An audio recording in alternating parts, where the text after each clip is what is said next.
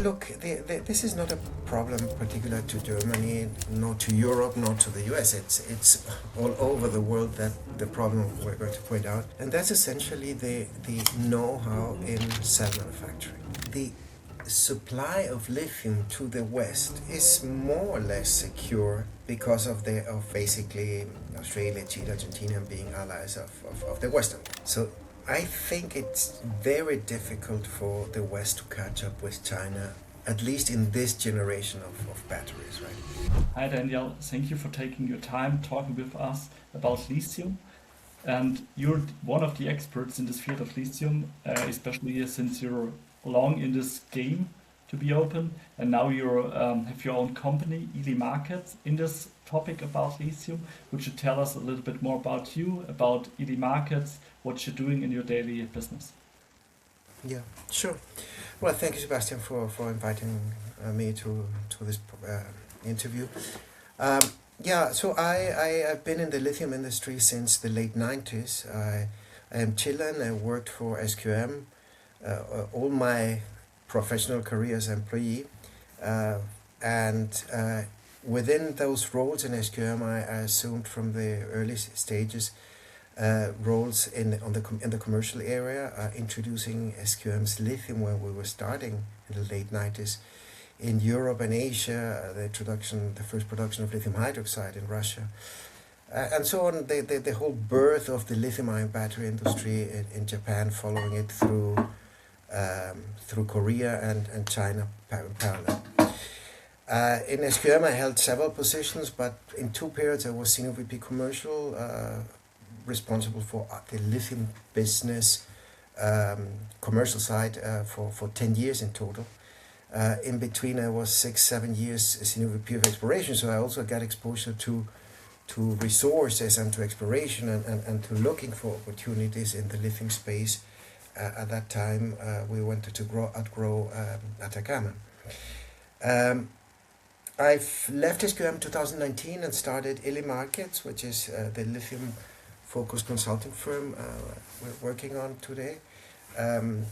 We have essentially I would say, a very deep understanding of the industry, both on the supply and demand side.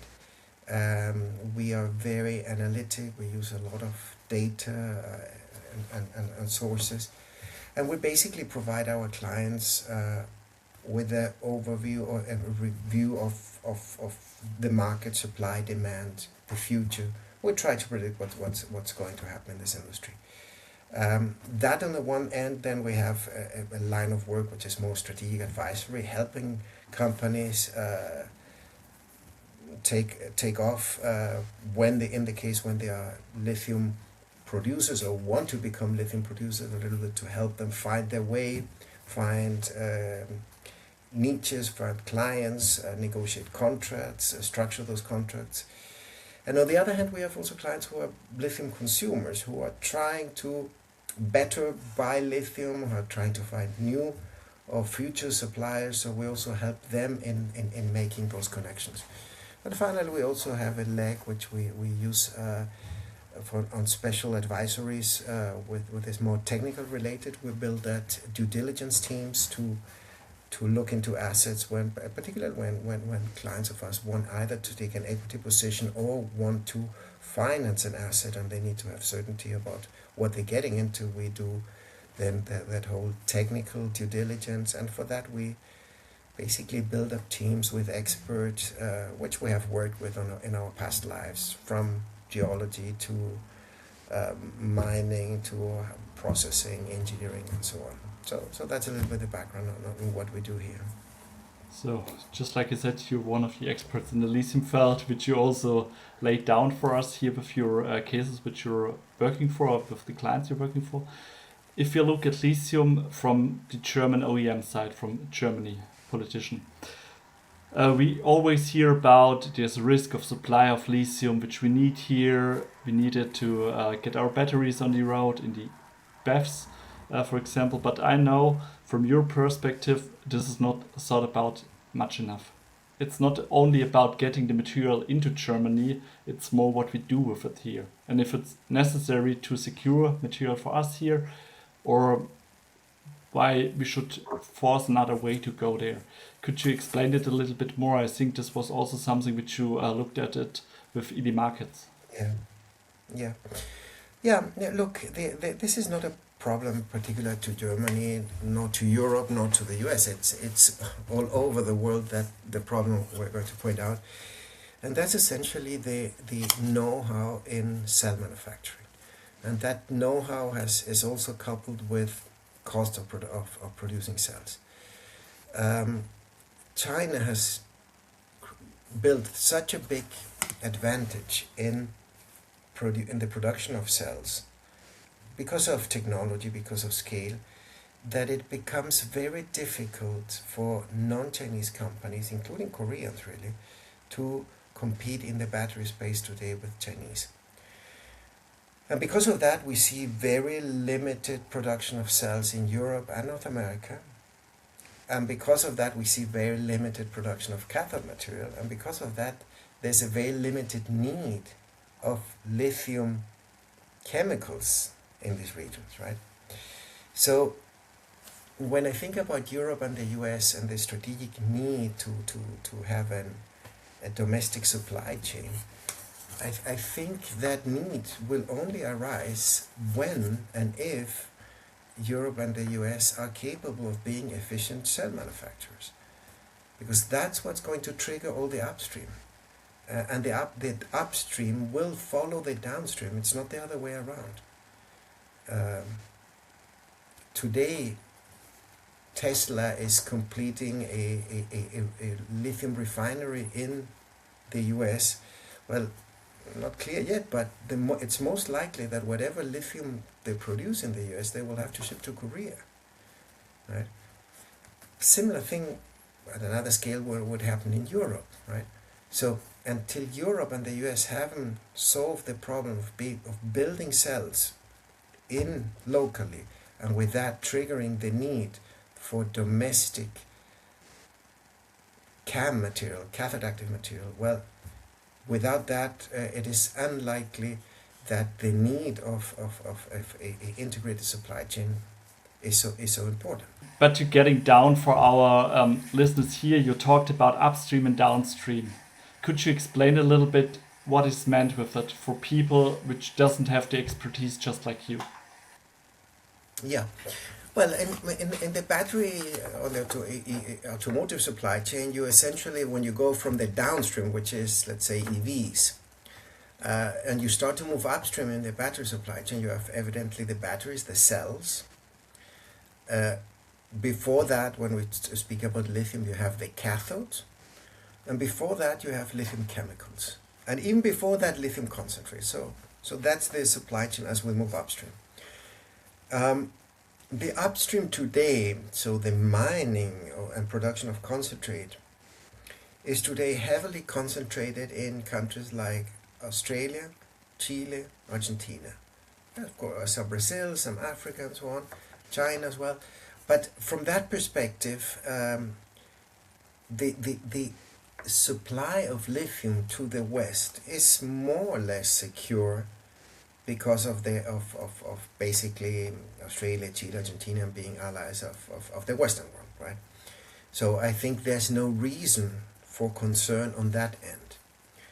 Now, what is to me a reason of concern is that in that whole supply chain, Europe is not capable of producing cells in an efficient way. And I would say this is not that necessarily because of incompetence. It's simply that Europe also made a bet which went wrong, right? And that bet was NMC cells, right?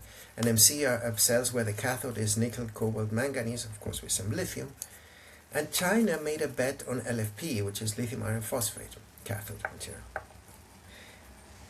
The advantage of the first is that it has a high energy density. The advantage of the second is that's lower cost. So China bet on a lower cost technology, whereas Europe said no and the US no, for our fancy cars we need high energy density. Well, the Chinese developed LFP and we're little by little capable of increasing the energy density of those batteries, effectively narrowing the performance gap, if you want, but keeping a very significant cost advantage.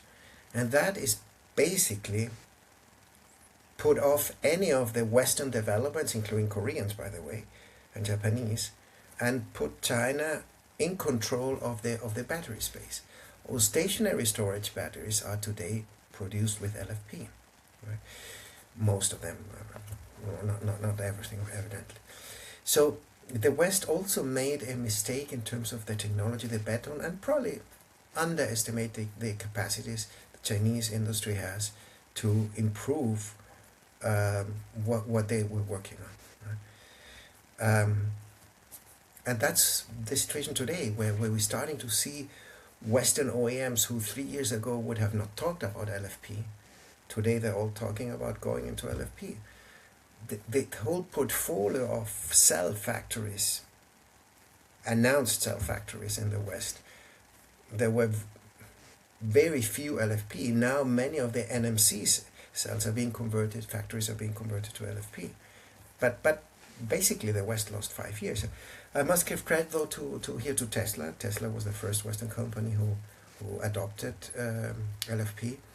Followed very closely by Volkswagen, who, with an early acquisition stake at Gotion, did also something very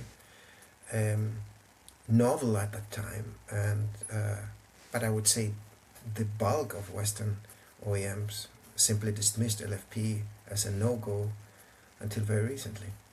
And you said it before, this is one of the main problems. We're not getting ahead here, especially not of allocating resources like lithium or other materials. It's more the problem to getting the battery know-how here in Europe, and also to get, I think it strategically right, the way to go. So from your perspective, China saw also, I think so, the problems with LFP, but they say, okay, we will start here and we'll go further, or we'll be getting better year for year with learning about the process, about the materials, how to use it, and get more density, energy density in it, and took another path which seemed longer in hindsight of Europe, but they get away further because they had the know-how in backhand.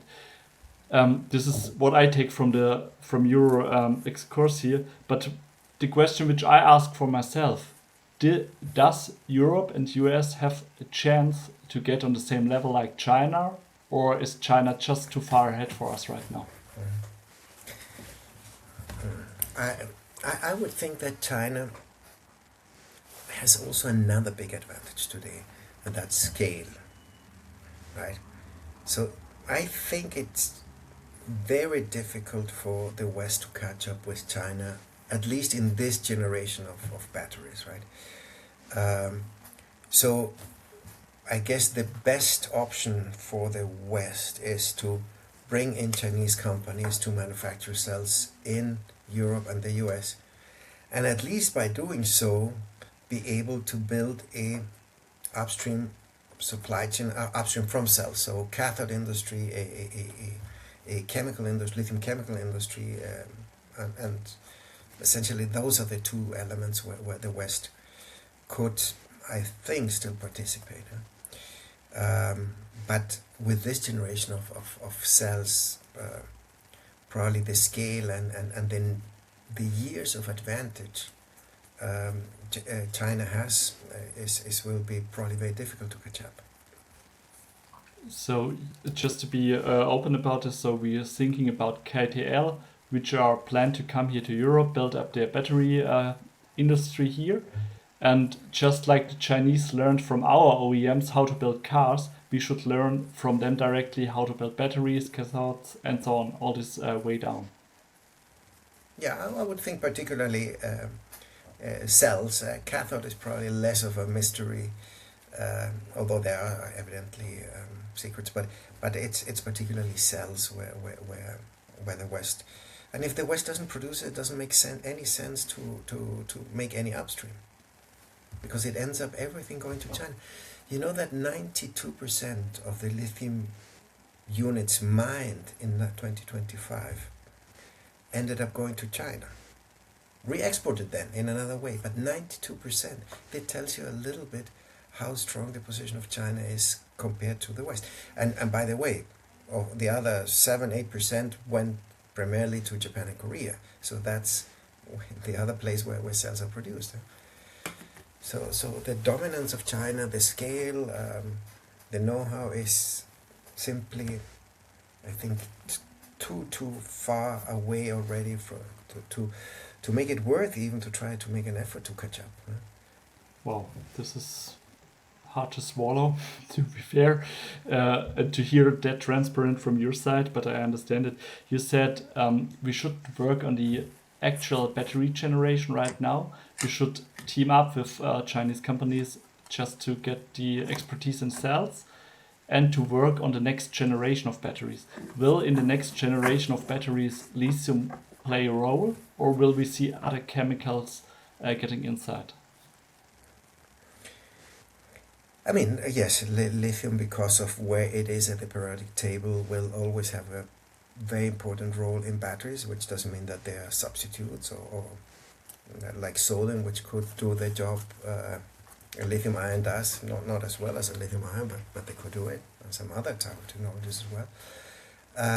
But yeah, I would say the next probably big jump and where the West could maybe catch up with China, although the Chinese are working also heavily in it, is in the lithium sulfur battery, which is a solid state battery now, but where lithium is part of the anode, and it's a lithium metal composite anode that will have a significantly higher energy density than the current generations of LFP and NMC. This could open the possibility of batteries being used in other industries where today they're not being used. And so maybe that's the route to go for the West, right? But we're talking 6, 7, 8 years from today. Yeah, and to get there in 6, 7, 8 years from today, we just should make the steps right now. But if I take a look at the steps which we're taking right now from the industry and also especially from the politician side, it's just not going the right way. If I see it here in Germany, especially, or in Europe at whole, we're supporting pilot projects, mines, getting materials out of the Rheingraben, for example, and putting money in there, in this project, to get lithium out of it. But we don't have the industry behind. So wouldn't it be better to put the money, the funds, more into the industry and get this forward? For me, the answer seems very clear. I think for you too, or?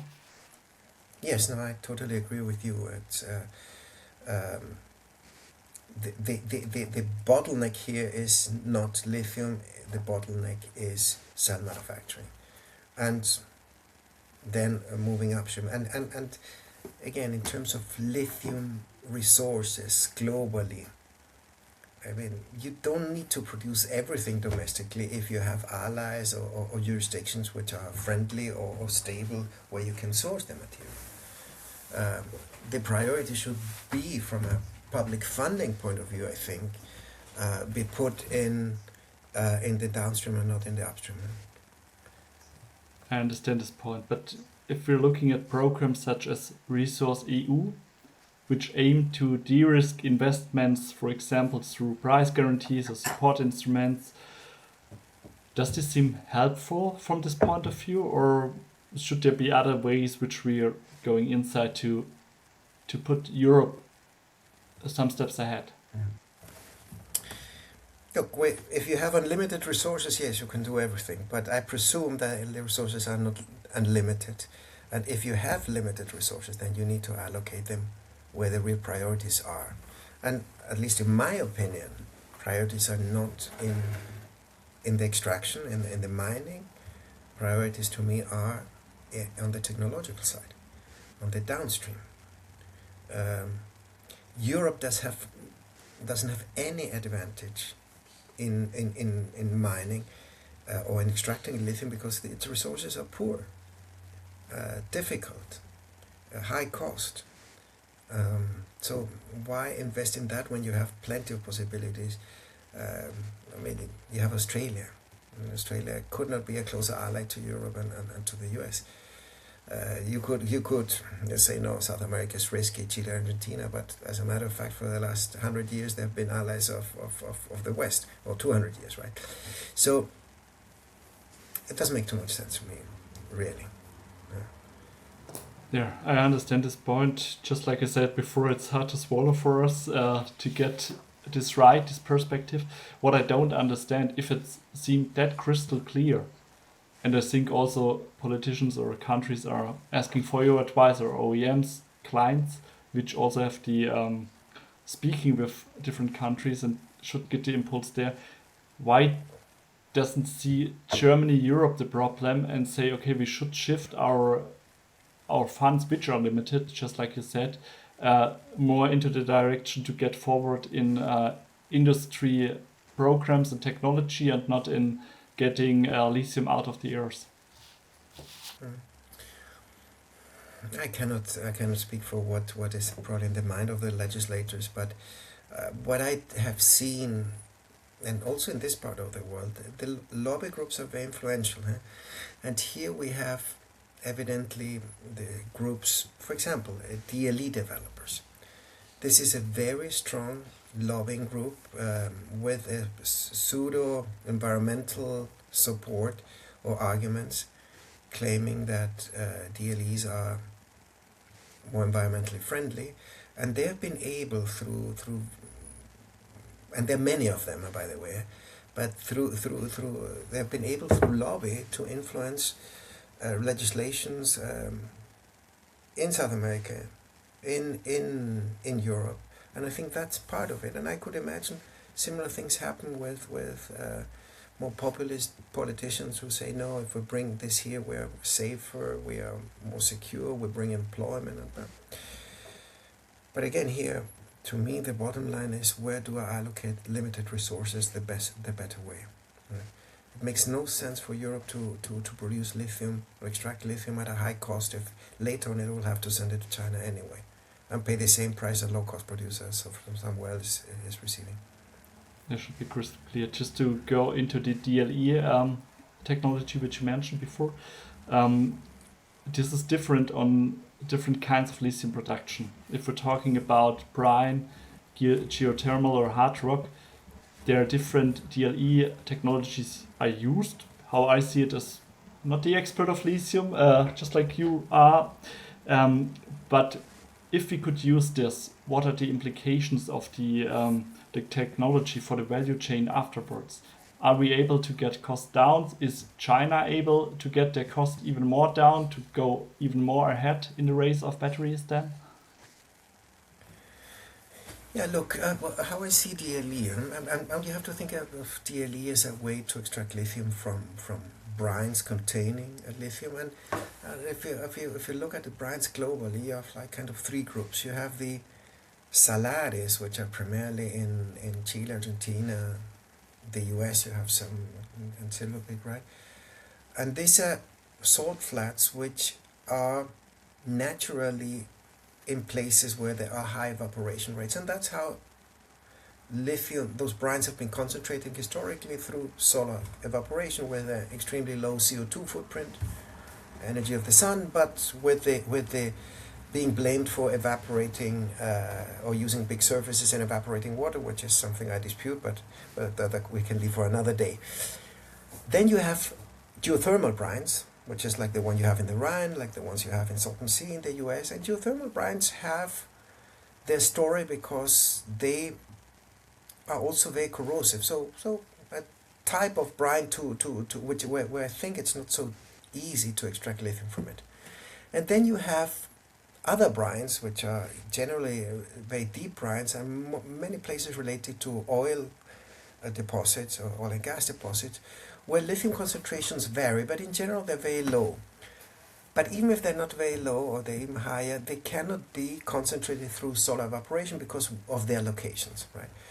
So that's where DLE jumps in as a technical possibility to produce lithium, extract lithium out of this type of brines.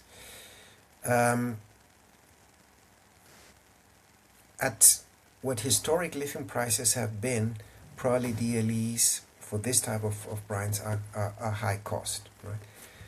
But looking into the future, and with a demand of lithium reaching 3 million tons and then 5 million tons and even 6 million tons, well, the marginal cost of production is going to go up. And by that time, these DLE technologies will have most likely a space if they remain in a total cost range of below $15, let's say, right? And I would say that is the condition under which these technologies will or might be economically feasible and might develop. Production potentials, on paper at least, are extremely high. And they will most likely long-term be the marginal cost producer, most likely. Right? So I'm not saying don't do it, but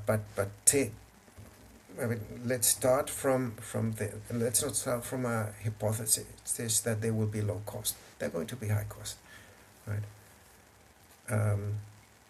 And that's what we need to wait for some technological breakthrough to happen.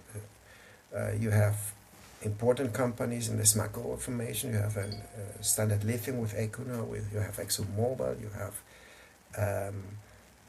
Chevron, you have also in Germany 2 or 3 projects also there trying to develop technologies. Eventually, or maybe some one of them will succeed, but I think we should not live under the hope that it's going to be low cost.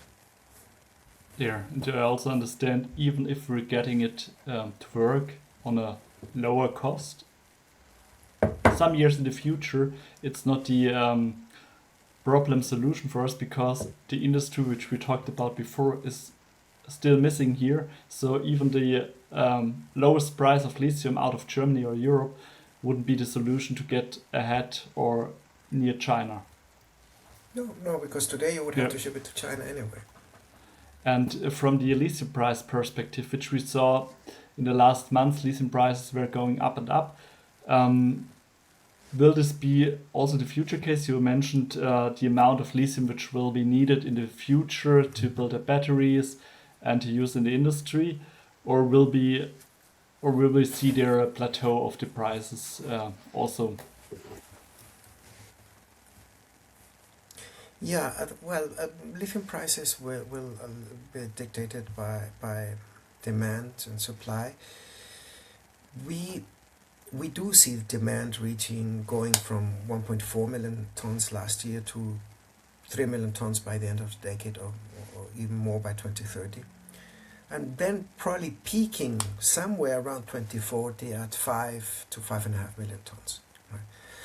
So when you put that into perspective, and you think about 2025, where marginal cost producers to supply this 1.4 million tons was probably $12. Right? That's variable cost of production.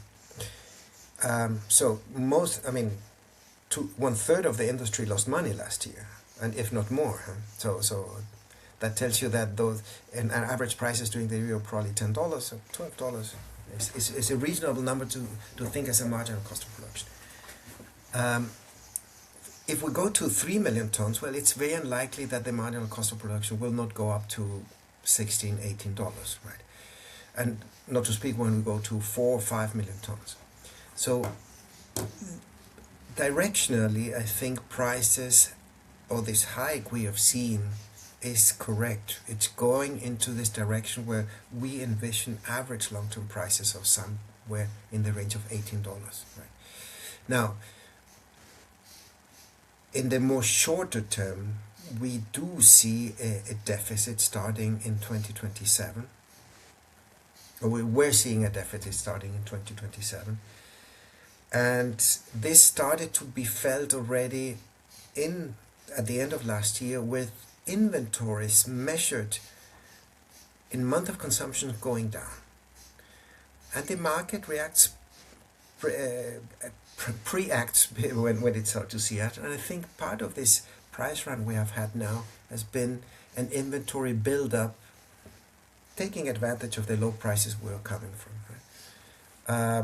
So, and today or yesterday or this week we saw a price decrease in the Shanghai Metals Exchange, or sorry, in the Guangzhou Futures Exchange. But it's something which we're also saying, look, directionally we're in the right direction. This might be an overreaction. We might see corrections in the short term, but I would say directionally towards the end of the year we should see prices going up. And by 2027 at the latest, I think we could have an important price run. And this is because price signal today is already correct. All of the projects were idled have been started to be studies made to restart them. And they will most likely happen quickly. But that will be not enough over the next 2 years, because basically we had 2 years of zero, not zero, I always exaggerate, but very low capital deployment in project executions. So we have basically lost 2 years as an industry. The catch-up will come, but it will be late. It will be too late in order to avoid a price run. So that's why we do think that by 2027 latest we could see a price run. Could prices go to $30? Yes. And that's within the possibilities, right? And that's essentially towards the end of the decade, these new price levels will make funds available for execution of projects, and we will eventually, the supply is going to be there, right? It's not that we see that supply is not going to come, but it's going to take longer to come, right? But then we will need assets to operate, which will be higher cost than those what we had operating last year. Thank you for that explanation from an expert. It's nice to learn also there from your side. If we could bring our topic here to the end, I think this would be the question, or this had been my last question. Is Europe today prepared to take the industrial path required for genuine independence from China? But the answer out of our speaking here would be no, to be open. We need the expertise from China to learn from them, to get our know-how about cells forward, and then to go a little step into more independence. But independence in the battery sector is not given, I think so, anymore. Or? Yeah, as we spoke earlier in this call, I think it's very difficult to make it without China. So I think here partnerships with Chinese companies are fundamental to learn to catch up with what they have, and this will require a lot of maturity, of probably also a little bit of being humble and accepting that China has today a lead on this, and that the West will need to learn from China, right? But I think it's the only way. Otherwise, the automotive and here I think the fundamental problem here in the West is the automotive industry, right? The Western automotive industry is doomed today in the EV space if Europe and the US open the gates for China, and not all, but also the internal combustion engine industry. Chinese OEMs are producing cars at such a low cost that it will make it really difficult on both sides, on the internal combustion engine side already, but and definitely on the EV side. So the best thing the West can do is try to learn and catch up as quickly as possible, but competition is going to be fierce, and I think the industry will radically change. So we don't only have to learn on the cell side of batteries, we also have to learn, just like you said, on the OEM side, to think about cars a different way, to build them up different, and make us more open about technology side of them, if I understand it correct. Or yeah, and basically understand that Chinese are at the gates, ready to open them. Chinese OEMs, when you see the exports, how they're growing, how they're capturing share in not Europe and the US, but in the rest of the world. This is basically a force that is going to surround the US and Europe. So the car industry, the OEM industry, has an enormous challenge ahead of it. And partnerships will most likely be the only way to survive this. So on your perspective, we're talking about regulated starting prices for getting EVs here into Europe. We are talking about tariffs. We're talking about closing gates. So this doesn't seem to be the right way. It seems more the right way to partner up, just like VW did with Xpeng, for example, to get expertise together, if I understand it correctly. Look, here I think there's a social issue. I mean, how many people in Germany alone are employed around the automotive industry, right? I think and here, being pragmatic as a politician, I would also close the gates today. But I also realized I cannot keep them closed forever. So what I would think is bring in Chinese companies to partner and produce in Europe, produce in the US, and by doing so capture that know-how which has been generated there. That efficiency. This has a lot of social implications as well, right? Europe, or the unions in Europe and the US, the automotive unions, will probably have to change if they want to continue having an industry there, right? Efficiencies will be of extreme requirement. Yeah, this wasn't the lightest talk I ever had, to be fair, but one of the talks I learned the most, to be open, not only about lithium, but also about the whole industry, where we have to take another angle to be there in the next 5 to 10 years, especially on the OEM side. And for my headline, which I take out of it, for batteries, not lithium is the problem, the missing know-how is the problem, and making the most out of it then. And the scale.